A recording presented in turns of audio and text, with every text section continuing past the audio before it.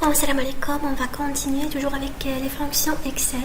Après avoir fait les fonctions de base telles que la somme, la moyenne, le max, le min, MB, c'est-à-dire compter le nombre des cases qui contiennent des chiffres, max, min, somme, moyenne, et aussi la condition si, on va faire d'autres fonctions qui vous seront utiles, Inch'Allah. Donc j'ai mon premier exemple. Par exemple, j'ai ici la date d'aujourd'hui, la date, je vais retourner ici, la date du système. J'ai la date de mon anniversaire et je vais calculer les jours restants avant mon anniversaire. Donc pour la date d'aujourd'hui, on va utiliser une fonction prédéfinie. Aujourd'hui, ok. Et il m'a retourné la date d'aujourd'hui. Aujourd'hui, on est le 6 septembre 2021. Bon, je vais choisir ici la date de mon anniversaire.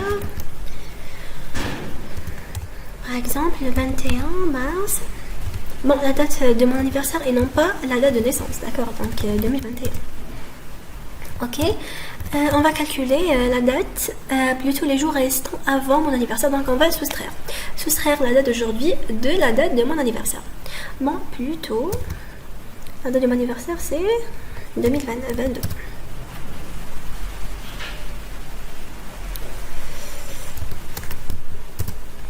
Ok, ici je vais calculer la date de mon anniversaire moins la date d'aujourd'hui.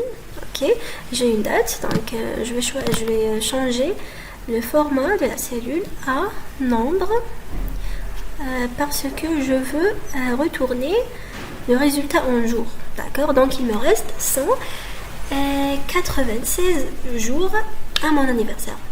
Le deuxième exemple, un simple exemple, par exemple, imaginez vous avez une liste des employés. Vous avez pour chaque employé l'heure d'arrivée, le début du déjeuner, fin du déjeuner, heure de départ et nombre total d'heures. C'est-à-dire, vous allez calculer le nombre total d'heures de travail dans la journée. Pour les calculer, bon, on doit soustraire l'heure d'arrivée plutôt de la date de départ. Donc, bon, je vais organiser ça. On met des parenthèses. La date, l'heure de départ plutôt, moins l'heure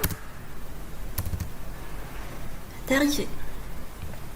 C'est-à-dire, il arrive à 8h, il sort à 17h. Jusqu'à là, on a 9h. Mais il fait un poste de 1 heure, de 13h de midi à 13h. Donc on va soustraire l'heure de pause du déjeuner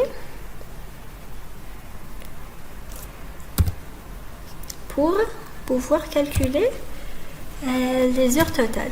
Donc vous avez 0 parce que le format on va plutôt modifier le format de la cellule. Nombre non, heure, parce qu'on fait des calculs sur les heures.